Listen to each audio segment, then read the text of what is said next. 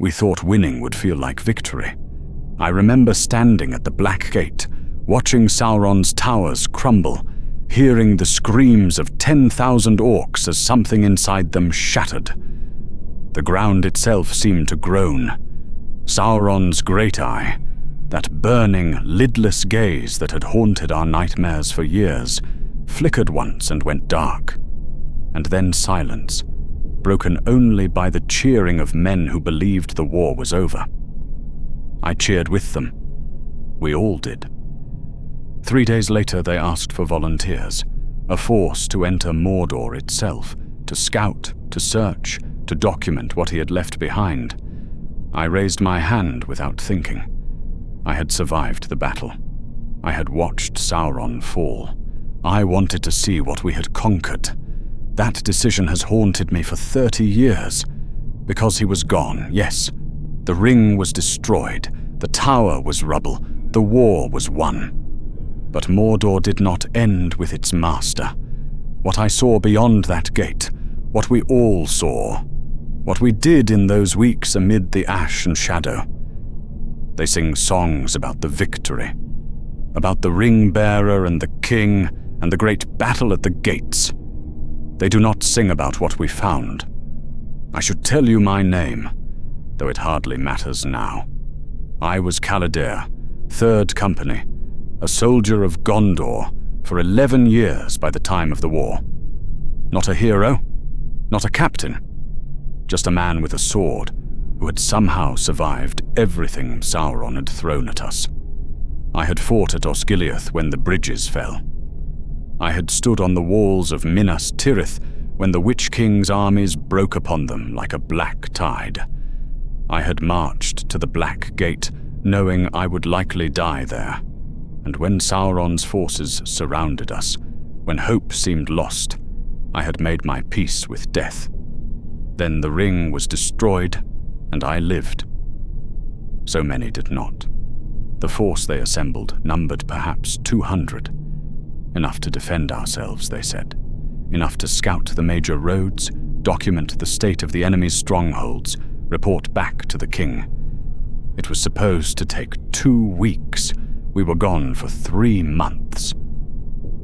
Captain Erendir led us, a hard man from the northern provinces who had fought in Osgiliath before it fell.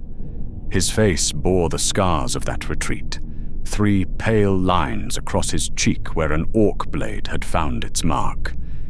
He gathered us at dawn on the 4th day after victory, while the rest of the army celebrated and prepared for the march home. His instructions were simple. We would enter through the Black Gate. We would follow the main road toward Barad-dur.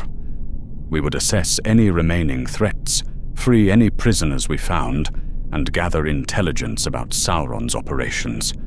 We would not engage in unnecessary combat. We would not take trophies. We would return with information, nothing more. He paused then, looking at each of us in turn. "You have all seen battle," he said. "This will be different. You will see things that will test you. Stay together.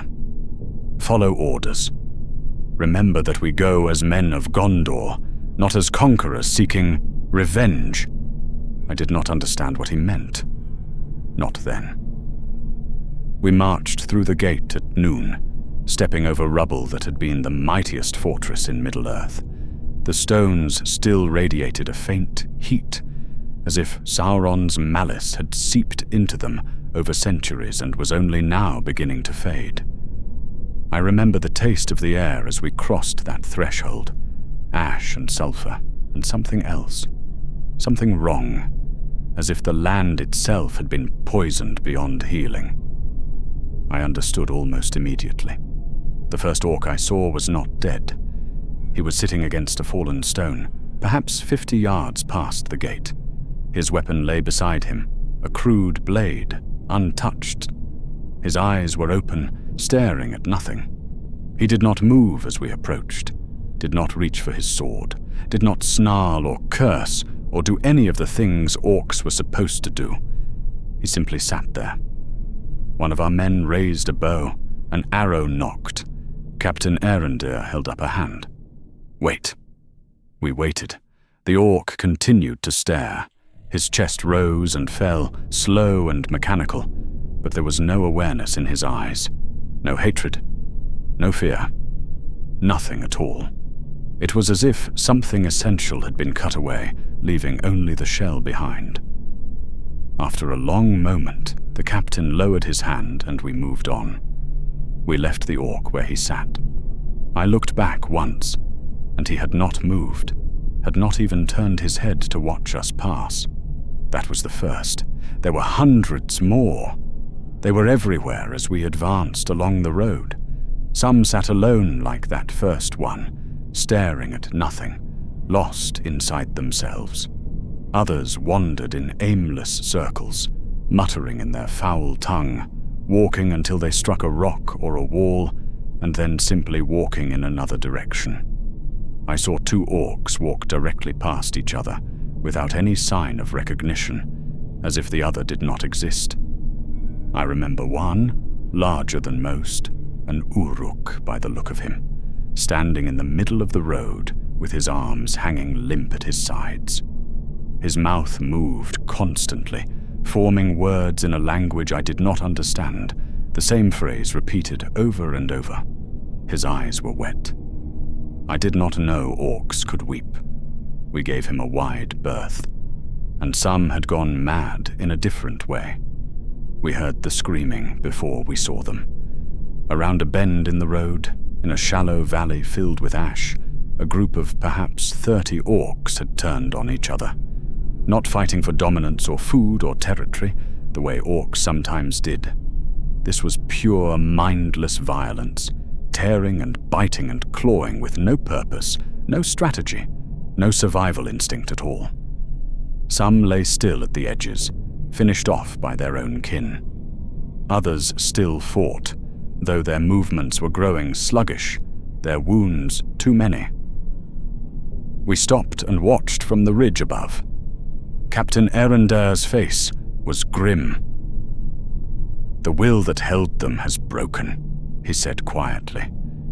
"They were never truly creatures of their own making. Morgoth twisted them from something else, long ago, and Sauron's will was the only thing that gave them direction.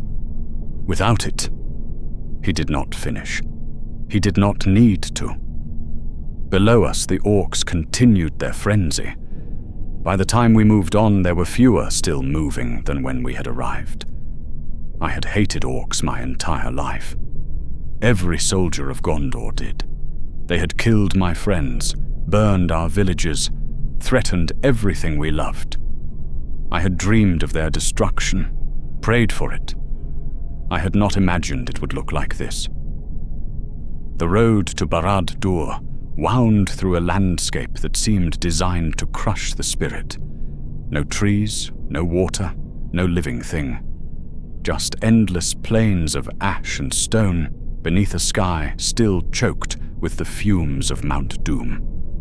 The eruption had scattered debris for miles, and we walked through drifts of volcanic rock that shifted beneath our boots. The silence was the worst part.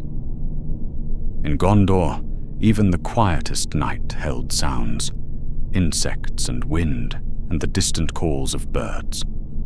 Here there was nothing. Our footsteps, our breathing, the clink of armor. Nothing else. The land was dead in a way that went beyond the absence of life. It felt actively hostile, as if it resented our presence. And everywhere, the remnants of Sauron's army. We passed a pit where dozens of bodies lay tangled together. Orcs, but also trolls, their massive forms crumpled at the bottom like discarded toys. Some had fallen in the chaos. Others had been driven there by the madness of their kin. The smell was indescribable, a thickness in the air that coated your tongue and stayed with you for hours. Captain Erendair ordered us to keep moving. We found weapons abandoned by the thousands. Swords, spears, shields, siege equipment. Simply dropped where the bearers had stood when Sauron's will broke, left to rust in the poisoned soil. I saw suits of armor still standing upright, propped against rocks or walls, as if their occupants had simply evaporated. One of my companions, a young soldier named Barad-dur, picked up an orc blade and examined it. The metal was crude but functional, the edge still sharp. "Someone made this," he said quietly. "Someone forged it, sharpened it, put it in an orc's hands." I did not know what to say. He was right. Behind every weapon was labor, intention, purpose. Sauron's war machine had not sprung from nothing. It had been built, piece by piece, by hands we would never know. Barad-dur dropped the sword and walked on, and we began to find the bodies of men. Not Gondorians or Rohirrim. Easterlings, Haradrim, the men who had fought for Sauron, whether by choice or by compulsion. They lay among the orcs, but their deaths had been different. Some had clearly fallen in battle, bearing wounds from our forces at the gate. But others wore no wounds at all. "Poison," said our healer, a veteran named Halus, examining one. A young man, dark-skinned, probably Haradrim. He lay on his back with his arms crossed over his chest, almost peaceful. He did this himself. "See the vial in his hand." "Why?" someone asked. Halus shook his head. Perhaps he believed what would happen to him if captured was worse than death. Perhaps he simply could not face returning home a failure. Perhaps. He trailed off, stood and walked away. We found many like that. Men who had chosen their own end rather than flee or surrender. The deepest and longest in evil servitude, as we later came to understand it. The true believers.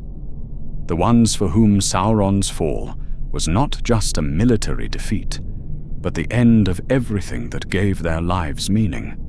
Others had fled east, we knew. Still others had surrendered at the battle, throwing down their weapons and begging for mercy. We encountered some of these on our third day, at a makeshift camp where Gondorian soldiers were holding prisoners. There were perhaps 200 of them, Easterlings mostly, though I saw some Southron faces among them. They sat in small groups, bound at the wrists, watched by guards who looked almost as exhausted as their captives. Captain Erendair spoke with the officer in charge, a lieutenant named Dwalin. I stood close enough to hear. "What are our orders regarding these men?" Dwalin shrugged. "Hold them, feed them, wait for instructions from the king." "And then?" "No one knows." Dwalin lowered his voice. "Some of the men want them executed. They fought for Sauron after all. They killed our brothers at the gate." "And what do you think?" Dwalin was silent for a long moment. "I think they are men. Some of them were probably conscripts, pressed into service by lords who answered to Sauron. Others were true believers who would cut our throats given the chance. How do we tell the difference?" It was a question I would hear many times in the weeks to come, a question that had no easy answer. I walked among the prisoners that evening, not to interrogate them, but simply to look. They watched me pass with expressions ranging from defiance to terror, to empty resignation. One man, older than the others, with grey in his beard and a scar across his nose, met my eyes and held them. "You wonder what we are," he said in accented Western. "Monsters or men?" I stopped. "Which are you?" He laughed, a bitter sound. "I am a farmer, from a village you have never heard of, in lands your maps do not show. When Sauron's captains came, they gave us a choice. Serve or watch our families burn." He held up his bound wrists. "I chose to serve. Does that make me a monster?" I had no answer for him. "We are what we were made to be," he said. "Just as your soldiers are what they were made to be. The difference is which master held the chain." I walked away. I did not look back. On the 6th day, we found the slave fields. I had not known such a thing existed. None of us had. We knew Mordor had to feed its armies somehow, knew the orcs had to eat something, but I had never truly considered where the food came from. Some distant, dark magic. I suppose I imagined. Another evil mystery best left unconsidered. The reality was worse. They were near the inland sea of Nurnen, in a region where the soil was slightly less poisoned and water could still be drawn. Vast fields stretched across the landscape, tended not by orcs, but by men and women, thin and ragged, who looked up at our approach with expressions I will never forget. They did not cheer. They did not weep with joy.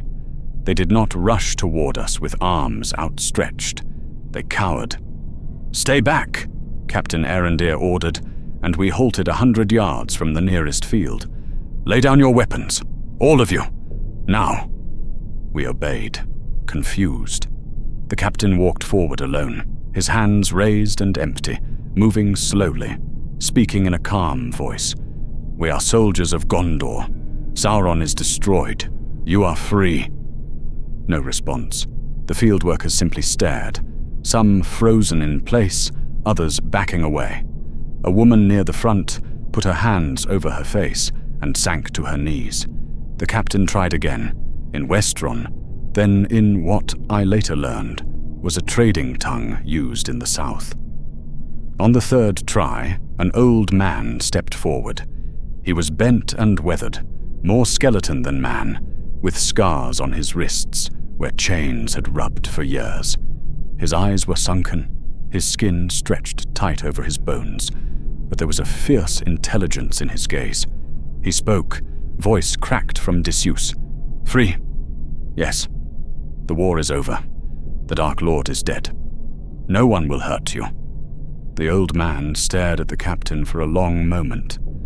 Then he began to laugh, a horrible sound, broken and rasping, with no joy in it at all. He laughed until he coughed, until he had to bend double to catch his breath, and when he straightened, there were tears on his face. "They told us you would say that," he whispered. "They told us Gondor would come with sweet words and gentle lies, and then the chains would close again. Different masters, same chains. That is not... I have been here for 37 years. The old man's voice rose, trembling with emotion. 37 years. I was taken from my village when I was young and strong. I watched my wife die in these fields. My sons were taken north to the forges, and I never saw them again. 37 years. And now you tell me I am free?" He spat at the captain's feet. "I do not know what free means anymore." It took us 4 days to convince them we meant no harm. 4 days of laying down weapons, of sharing our rations, of sleeping in the open while they watched from a distance. Some of my fellow soldiers grew frustrated. "We are here to help them," one muttered. "Why do they act as if we are the enemy?" "Because they have learned that everyone is the enemy," Hallis replied quietly. "Trust is beaten out of you in a place like this. It does not return easily." Slowly, painfully, some began to trust. Others never did. I cannot blame them. There were nearly 3,000 in that region alone. Men and women from a dozen lands, taken in wars and raids stretching back decades.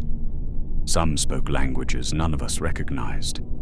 Some did not speak at all, their voices lost to years of silence and fear. I met a man from Dale who had been captured during a trade expedition 20 years before. He wept when I told him his city still stood. He wept harder when I told him his family had likely given him up for dead. The logistics were impossible. We had 200 soldiers and supplies for perhaps a month. They had thousands of mouths to feed and no way to transport them anywhere. The captain sent runners back to the Black Gate, requesting support. But we knew it would be weeks before any arrived. So we did what we could. We distributed what food we had, We treated the sick and injured. We listened to those who wanted to talk and sat in silence with those who did not.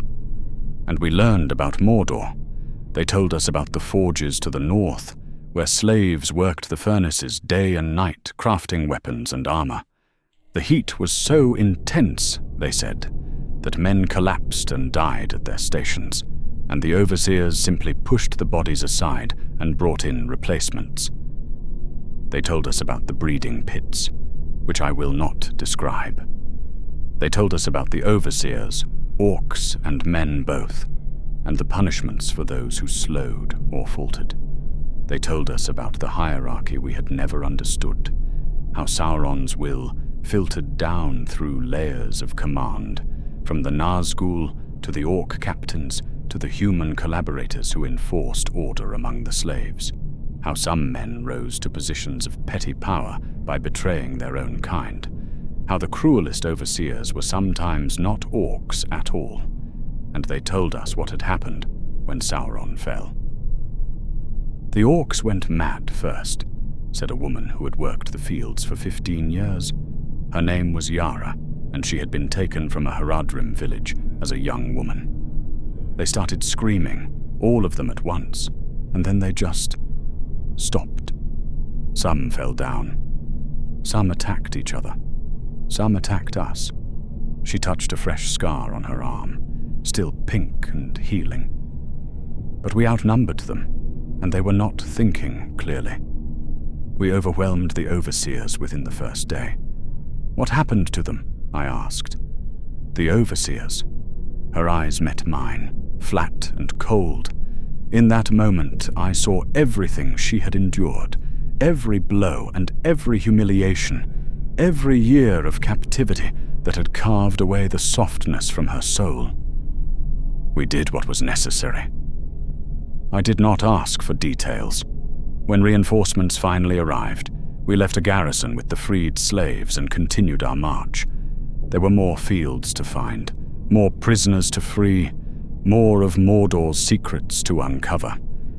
And there were still orcs. Not all had gone mad.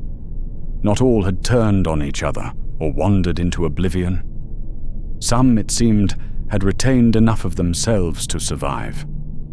The weak ones, the ones most dependent on Sauron's will, had perished in the first days. But the cunning ones, the vicious ones, the ones with enough native intelligence to function without a master's guidance, they were adapting.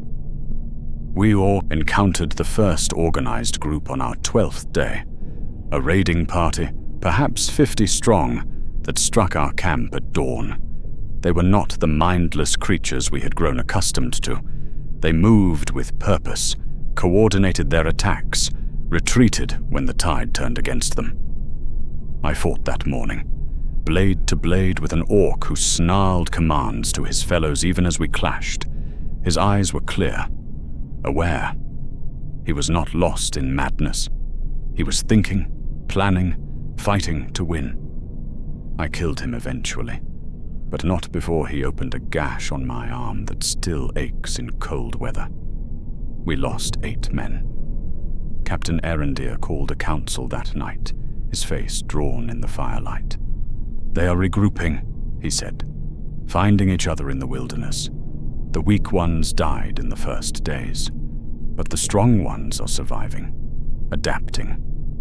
"How is that possible?" asked one of our lieutenants. "Without Sauron's will. Orcs existed before Sauron. They served Morgoth in the First Age, and when Morgoth fell, they did not all perish. They scattered, formed tribes, raided, and survived for centuries until Sauron gathered them again." The captain's face was drawn. "They will do the same now. The question is how quickly and how many." No one spoke. The fire crackled. Somewhere in the darkness, something howled. "There were tens of thousands at the Black Gate alone," the captain continued. "More scattered across Mordor and the lands beyond. Even if half went mad, even if 2/3 perished in the chaos, that still leaves an army. An army without a leader. For now." The captain stared into the fire. But they will find leaders. They always do. Some cunning orc or desperate man will rise, will gather the survivors, will build something new from the ashes. It may take years. It may take decades. But it will happen. He looked up at us, and I saw something in his eyes that frightened me more than any orc raid. Certainty. Our task is not to conquer Mordor. That would take an army we do not have, and years we cannot spare. Our task is to learn what we face, to free those we can, and to warn the king what is coming. What is coming? The captain did not answer. Barad-dur was rubble.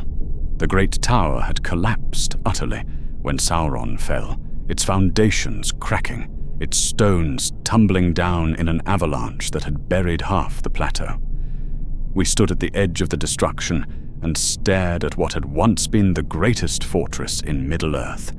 There was nothing triumphant about it, no sense of victory, just ruins and ash and the faint smell of something burning deep beneath the stone. The tower that had cast its shadow over the world for an age was now nothing but rubble and memory. And yet, even in ruin it was terrible. The stones themselves seemed wrong, their angles subtly off, their surfaces covered in carvings that hurt to look at directly. I saw men avert their eyes as they walked past certain fallen pillars.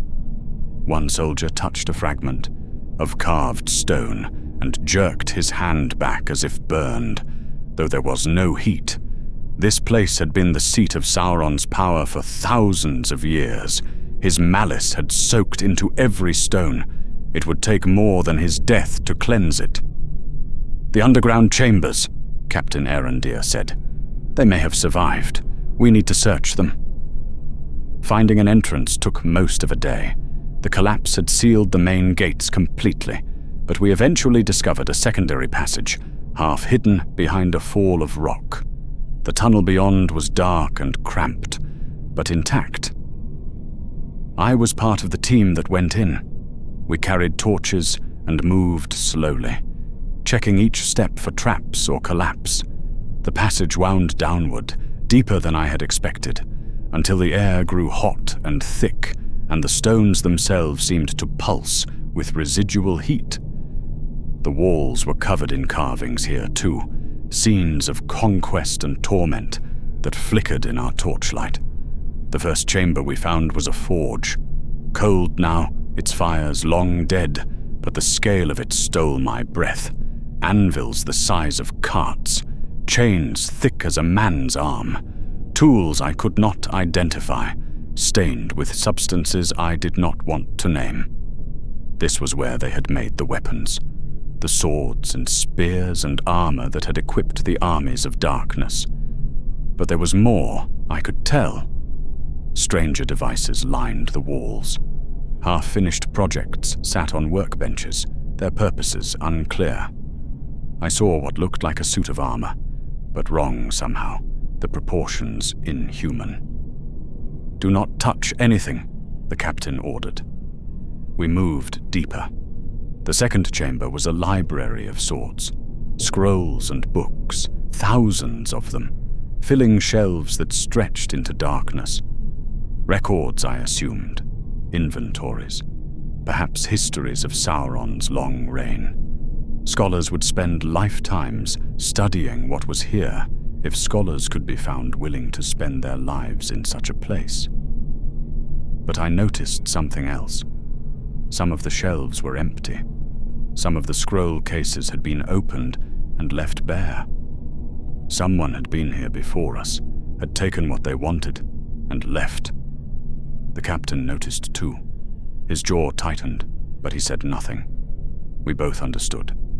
Someone had entered these chambers between Sauron's fall and our arrival.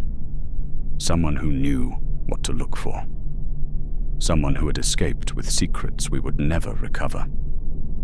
The third chamber we sealed. I will not describe what we found there. I cannot. The captain ordered us out immediately, had the passage collapsed behind us, and forbade anyone from speaking of it. Some of the men who entered that room never fully recovered.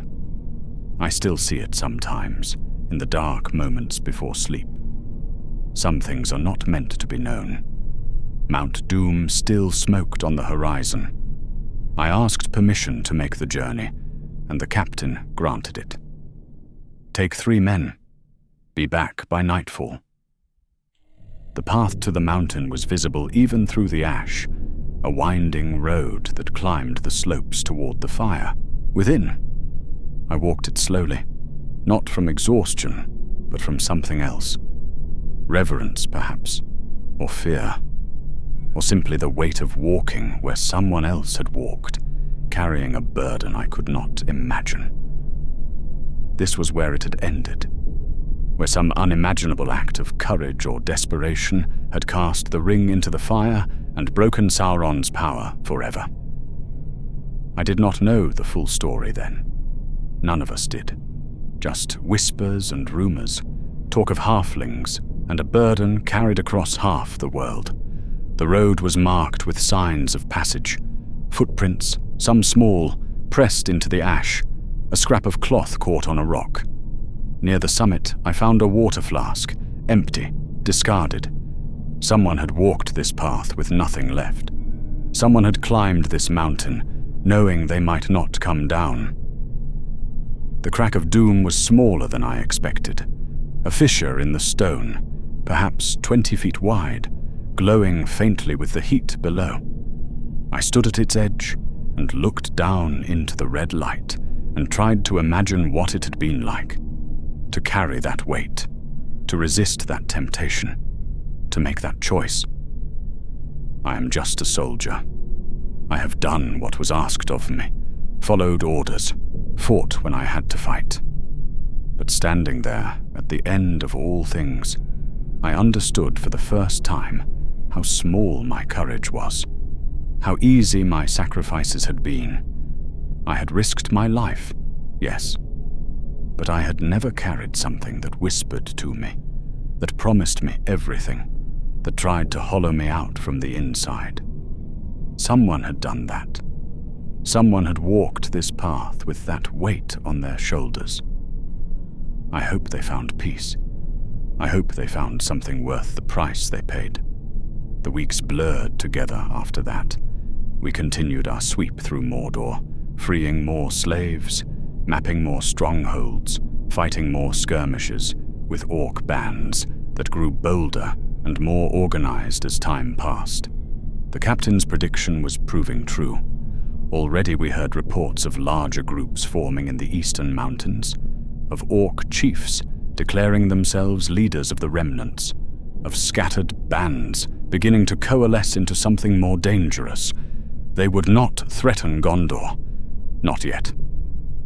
But in 10 years, 20, a generation of orcs could rebuild much of what had been lost. Without vigilance, without pressure, the shadow would creep back. We found other things too. Creatures I cannot name, things that had served Sauron but were not orcs, lurking in deep caves and abandoned fortresses. Most we avoided. Some we could not. I lost more friends in those weeks than I had in the battle itself. The land fought us as much as its inhabitants.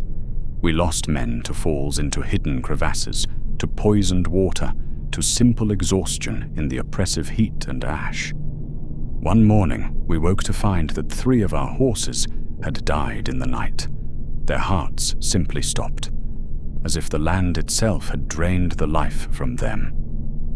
Finally, nearly 3 months after we had entered through the Black Gate, the captain ordered us home. We had done what we could. The rest would require armies, resources, years of effort that was not ours to give.